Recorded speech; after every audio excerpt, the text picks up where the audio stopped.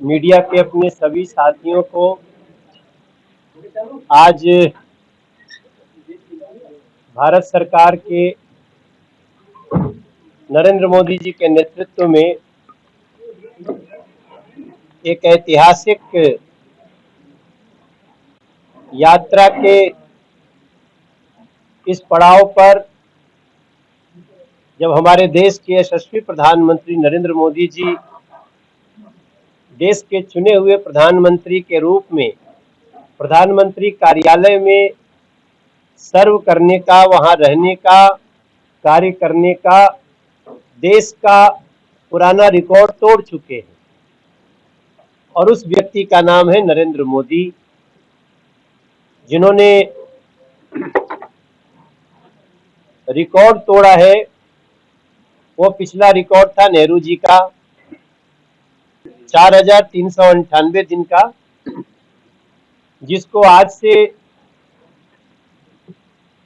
4 दिन पहले नरेंद्र मोदी जी ने उसको पार कर लिया है। और ये भारत के किसी भी व्यक्ति के लिए एक बहुत बड़ी बात है। हम उत्तर पूर्वी दिल्ली लोकसभा के अपने जिलाध्यक्ष द्वय सहित अपने लोकसभा के माननीय विधायकगण, माननीय मोहन सिंह बिष्ट जी, माननीय अजय महावर जी, माननीय जितेंद्र महाजन जी, सूर्य प्रकाश खत्री जी, कपिल मिश्रा जी, इनके साथ साथ हमारे इस लोकसभा के सभी माननीय पार्षद गण के तरफ से हम लोग नरेंद्र मोदी जी को बहुत बधाई देते हैं।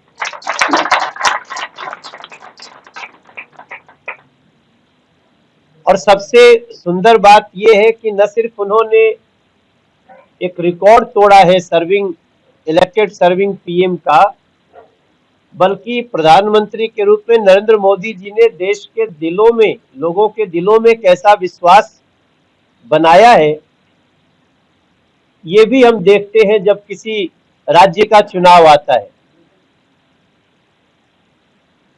तो ये सब कुछ केवल हम करते नहीं है, जब हम कहेंगे तो आप नरेंद्र मोदी जी के नेतृत्व में कार्य कर रही वो सरकार और हमारी भारतीय जनता पार्टी की बात है, एनडीए की बात है कि हम लोग सिर्फ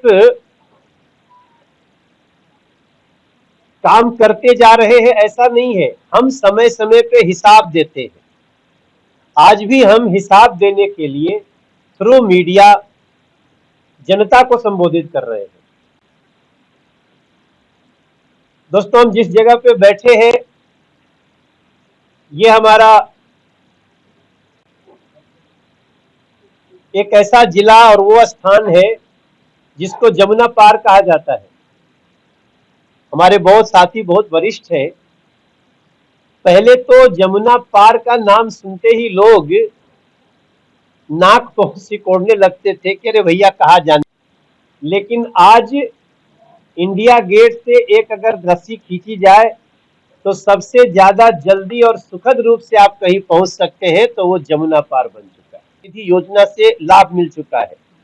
15,000 करोड़ रुपया हम स्टैंड अप इंडिया योजना के तहत दे चुके हैं, जिसमें एससी, एसटी और उद्यमियों को लोन दिया जाता है। जब हम अंत्योदय कल्याण की बात करते हैं तो 4.3 लाख करोड़ को पीएम किसान योजना के तहत सीधे उनके अकाउंट में राशि ट्रांसफर होती है। 90% सब्सिडी जो 266 रुपया प्रति बैग यूरिया किसानों को राहत के रूप में दिया जा रहा है। 63% लाभार्थी पीएम फसल बीमा योजना के तहत हो रहे हैं। इन सभी को आपको जानकर के खुशी होगी, मध्यम वर्ग के लिए नरेंद्र मोदी जी की सरकार ने 12 करोड़ 75 लाख आयकर सीमा से छूट कर दिया। इसका लाभ देश के प्रत्येक उन लोगों को मिल रहा है जो स्किल से कुछ काम करते हैं, नौकरी करते हैं। भारतीय जनता पार्टी की नीति है। आप सोचिए, हमारे पूरे दुनिया में 30 करोड़ से ज्यादा हमने वैक्सीन पूरे दुनिया के लोगों को दिया, जिसके कारण आज दुनिया में बहुत सारे देश, 177 देश हमारे मित्र बन गए। जब हम विरासत की बात करते हैं, विकास के साथ साथ विरासत की भी तो बहुत आवश्यकता है।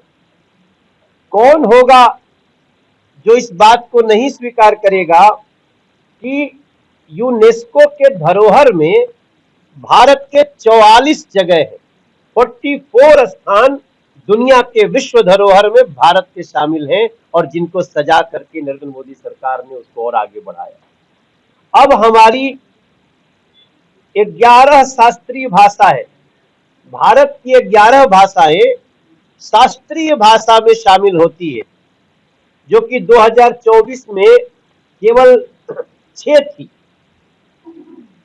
हमारी 668 कलाकृतियां, इस पे देखिए किसी का ध्यान नहीं जाता है, क्योंकि आजकल अक्सर हम लोग जब बात करते हैं तो ब्रेकिंग न्यूज पे बात होती है, मगर हमारी अगर विरासत की चीजें आज दुनिया में कितना आकर्षण बढ़ रहा है, और वो 668 कलाकृतियां जो 2014 से पहले विदेशों में चली गई थी।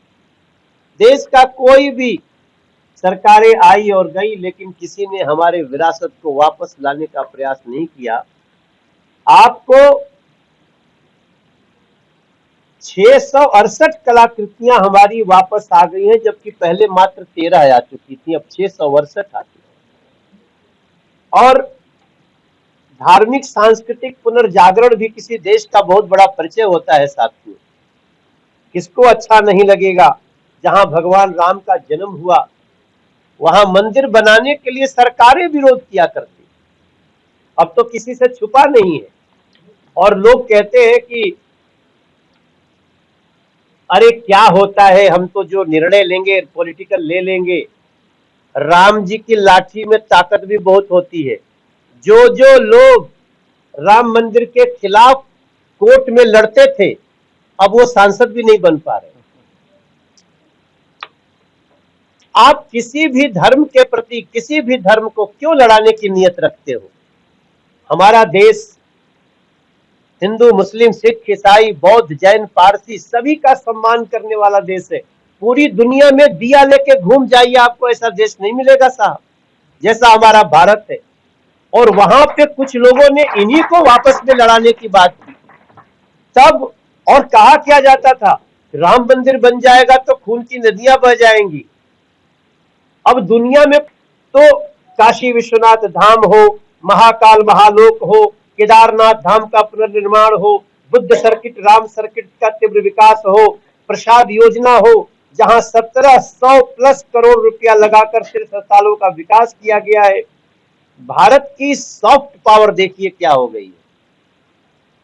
भारत की सॉफ्ट पावर क्या है कि जो योगा हमारे ऋषि महर्षि मुनि, हमारे भारत के लोग आज भी लोग करते हैं, उस योगा को दुनिया के 177 देश 21 जून को मनाते हैं। 177 गुलामी की मानसिकता से मुक्ति मिली है भारत को। राजपथ अब कर्तव्य पथ है, रेसकोर्स रोड अब लोक कल्याण मार्ग है, मुगल गार्डन अब अमृत उद्यान है, सेंगोल नई संसद में स्थापित है, 21 द्वीपों के नाम परमवीर चक्र विजेताओं के नाम से रखे गए हैं। पोर्ट ब्लेयर को अब श्री विजयपुरम बोला जाता है। भारत माता का स्मारक का सिक्का जारी होता है। 2035 तक औपनिवेशिक मानसिकता से पूर्ण मुक्ति का लक्ष्य लेकर नरेंद्र मोदी की सरकार चल रही है। ये भी हमारे इन बातों में शामिल किया जाना चाहिए। तकनीक में बात करें तो हमारा देश डिजिटली पूरे दुनिया में 142वें स्थान पे आता था। हालांकि अब अभी भी संतुष्ट नहीं है, लेकिन कहने में तो हमको अच्छा लगेगा कि अब हम 63वें स्थान पे पूरी दुनिया में। 6 करोड़ से ज्यादा लोगों को पीएमजी दिशा के तहत डिजिटल साक्षरता मिली है। और इसी देश में जहां लोग कहते थे जीएसटी सफल नहीं होगी, हम 22 लाख करोड़ रुपया सालाना जीएसटी संग्रह कर रहे हैं। ये जीएसटी वाले में थोड़ा सा आपको मैं एक और बात बता दूं कि पहले जीएसटी कितनी, पहले टैक्स सारा मिला करके कितनी आती थी पूरे देश में 25,000 करोड़। और अब हमारे देश में वही देश है, वही काम करने वाले लोग हैं। हम तो आपसे कहेंगे अपने साथियों को कि आप व्यापारियों के लिए तालियां बजाइए, वही दे रहे हैं टैक्स। और अब 2-2 लाख करोड़ रुपया एक एक महीने का जीएसटी टैक्स आता है। शायद नरेंद्र मोदी जी के विजन को हम प्रणाम कर रहे हैं। सामाजिक सुरक्षा कैसे होती है, खाली भाषणों से नहीं होती। 31 करोड़ से ज्यादा लोग ई श्रम से जुड़े असंगठित कामगारों को बीमा पेंशन दिया जा चुका है। आप अगर पत्रकार भी है भाई, आप उसके अंतर्गत आते हैं।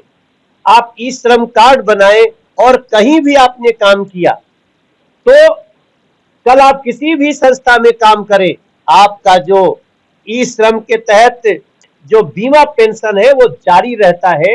एक कार्ड पूरे समय आपका परिचय बना के रखता है, कोई आपका एक पैसा नहीं मार सकता।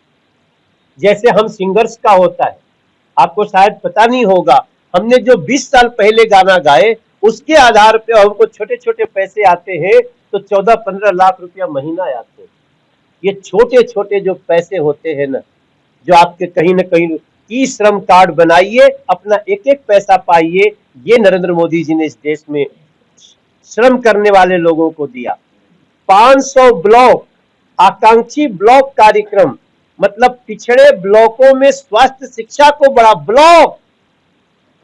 यहाँ तो भाई साहब शहर में कुछ नहीं होता था, सबको दुनिया भर भाग करके एम्स में दिल्ली आता था। आज हम लोग 24 अलग अलग राज्यों में एम्स खोल चुके हैं और अब हम हर ब्लॉक पे स्वास्थ्य सेवाओं की बात कर रहे हैं। 1 करोड़ गिग कामगारों को आयुष्मान भारत में 5 लाख का स्वास्थ्य अक्षय कवच मिला हुआ है।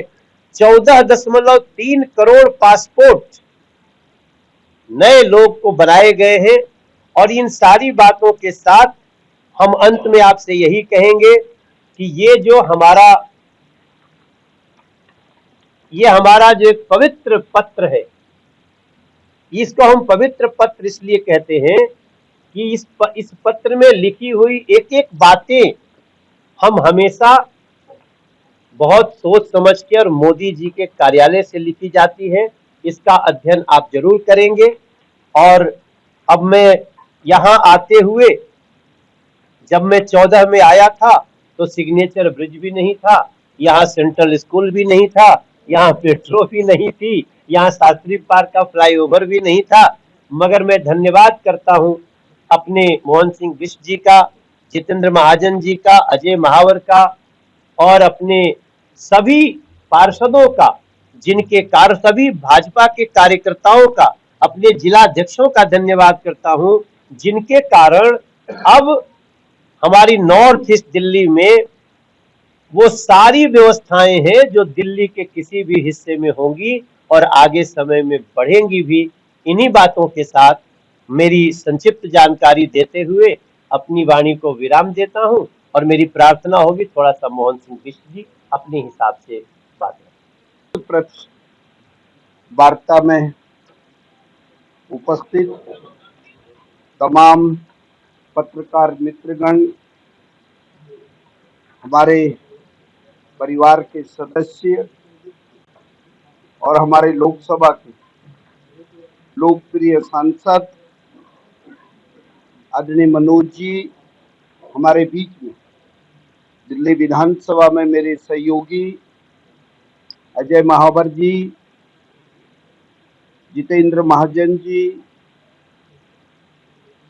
सूर्य प्रकाश खत्री जी, हमारे मंत्री कपिल मिश्रा जी, और इस कार्यक्रम में जिनकी वजह से हमें यहाँ आने का मौका मिला, ऐसे जिला अध्यक्ष भाई विनोद जी, इस कार्यक्रम में उपस्थित हमारे चेयरमैन राठौर साहब, पुनीत जी, जय भगवान जी, तमाम पार्षदगण, उपस्थित मित्रों एवं साथियों, सबसे पहले आज की इस प्रेस वार्ता पे आपकी उपस्थिति के लिए मैं दिल की गहराइयों से आप सबका हार्दिक अभिनंदन और धन्यवाद करता हूँ।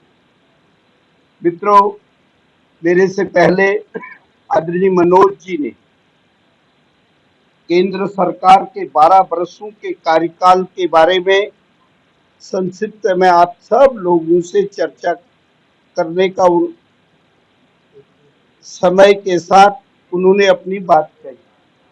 मित्रों, ये भी सत्य है कि 27 वर्षों के बाद, नरेंद्र मोदी जी के 12 सालों के बाद दिल्ली के अंदर रेखा गुप्ता जी की सरकार आई।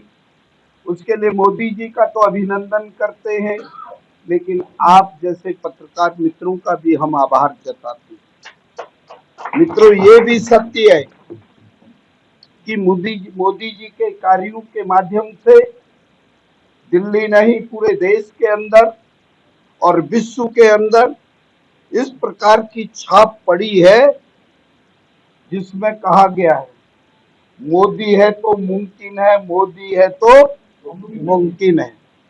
ये सत्य हो चुका है। और मित्रों, हम बहुत ही सौभाग्यशाली जिस जमुना पार्क को दृष्टि से देखते हैं, और जमुना पार्क के बारे में लोगों की एक सोच हर हमेशा नेगेटिव रहती है। जमुना पार्क में क्या है? कूड़ी खाना, बूचड़ खाना, कूड़े का पहाड़, पागल खाना, इस प्रकार की लोगों की सोच थी। लेकिन यहाँ पे हमारे लोकप्रिय सांसद मनोज तिवारी के आने के बाद उसको तो हमने बदलने का काम किया, लेकिन आज विश्व पटल में हमारा ये उत्तरी पूर्वी लोकसभा का नाम भी अग्रणी पंक्तियों में है। ये मैं कहना चाहता हूँ। मित्रों, मैं ये भी कहने से कतई नहीं हिचकिचाऊंगा। हमने देखा है दिल्ली की स्थिति। दिल्ली के अंदर कहीं विकास होता था तो जमुना पार्क को छोड़ दिया जाता था, जमुना पार्क से अन्य क्षेत्रों में विकास होता था। लेकिन आज आप देखेंगे मेरी सरकार आने के बाद, रेखा गुप्ता जी के मुख्यमंत्री बनने के बाद हमारे यहाँ की समस्याओं का जिस प्रकार से निपटारा किया जा रहा है, उसमें आपका योगदान तो महत्वपूर्ण है ही, क्योंकि आपके माध्यम से सब लोगों की आंखें खोलने का काम आप करते हैं। लेकिन दिल्ली के लोगों के विश्वास को जीतने के लिए दिल्ली के अंदर रेखा गुप्ता जी की सरकार आ रही है, जो इस प्रकार के कामों को कर रही है। ये भी सत्य है। हम जमुना पार्क के लोगों के साथ क्या होता था, बड़े लंबे समय से मैंने देखा। हमको बजट नहीं मिलता था, हमारे बजट को रोक दिया जाता। प्रधानमंत्री ने उज्ज्वला योजना तो चलाई, मेरे मुख्यमंत्री ने दिल्ली के लोगों को साल के अंतर्गत 2 त्योहारों पे गैस के सिलेंडर तो उपलब्ध कराए। लेकिन आज दिल्ली की एक ऐसी विधानसभा मुस्तफाबाद है जहां पर पीएनजी की गैस की लाइन प्रत्येक घरों पर जा रही है। ये काम हमने किया। ये कब संभव हुआ?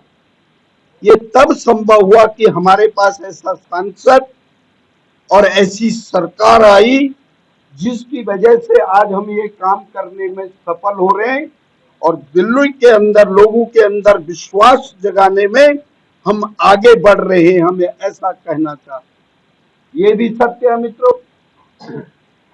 भले ही हमने यहाँ 1993 और 94 के अंतर्गत सोनिया बिहार प्लांट लगाया, लेकिन पीने का पानी दिल्ली के अन्य क्षेत्रों में जाता था। मेरी जैसे विधानसभा के लोगों को पीने का पानी नहीं मिलता था। हमने 11 साल का वो समय भी देखा जो झूठ का पुलंदा लेकर के आम लोगों में इस प्रकार से दिग्भ्रमित प्रचार करते थे वहां पे लोगों को गंदे पानी पीने के लिए मजबूर होना पड़ रहा था। लेकिन आज आप सर्वे कर लीजिए, आप पत्रकार मित्र पत्रकार, जहां सूरज की रोशनी नहीं जा सकती है, वहां प्रेस के मित्रों के कलम और उनकी फोटोएं वहां पहुंच सकती हैं। इन वर्षों के अंदर, इन 2 वर्षों के अंदर, अभी 2 वर्ष पूरे नहीं हुए, 11 वर्षों के अंदर उस सरकार के माध्यम से जिस प्रकार के हमारे लोगों की अनदेखी की गई, पीने के पानी के नाम से सारी पाइपलाइनें गल गई थी। मनोज जी, मैं आपको एक बात कहते हुए शायद लगेगा कि किस प्रकार की विधानसभा, कैसे लोग थे। 11 वर्ष तक जनता के साथ क्या किया। मेरे एरिया के अंदर जो जींस रंगाई की फैक्ट्रियां थी, जो तेजाब से वो कपड़े धुलाए जाते थे, उनका पानी सीधा लोगों के घरों तक जा रहा था, क्योंकि तेजाब से पाइपलाइनें गल गई थी। किसी सरकार ने चिंता नहीं की। लेकिन मेरी मुख्यमंत्री रेखा गुप्ता के आने के बाद उसकी समस्याओं का समाधान करने का हम मित्रों ने, हमारे दोस्तों ने, हमारे पार्षदों ने वो काम करके दिखाया। आज स्वच्छ गंगा जल और पानी देने का काम हम कर रहे हैं, ये मैं कहना चाहता हूँ। ये अभी 1 या 1.5 वर्ष के अंदर है। यदि आप देखें, लोग तो ढिढोरा पीटते थे, हम कूड़े का पहाड़ हटा देंगे, कूड़े का पहाड़ हटा देंगे। मैं दिल्ली की जनता का आभार जताना चाहता हूं, कूड़े के पहाड़ को तो वो नहीं हटा सके, दिल्ली के लोगों ने उनको हटा करके कूड़े के पहाड़ में डाल दिया। इसलिए दिल्ली के जनता का आभार प्रकट करना चाहता हूं। आज आप देख लीजिए, भलसुआ को देख लीजिए, इधर आप गाजीपुर मंडी वाले को देख लीजिए, हमारे पार्षदों की, हमारे मेयर साहिब का, हमारे दिल्ली सरकार का, उन्होंने जिस प्रकार से इसको काम किया, निश्चित रूप से वो इसके लिए अभिनंदन है। और जमुना पार को एक नया रूप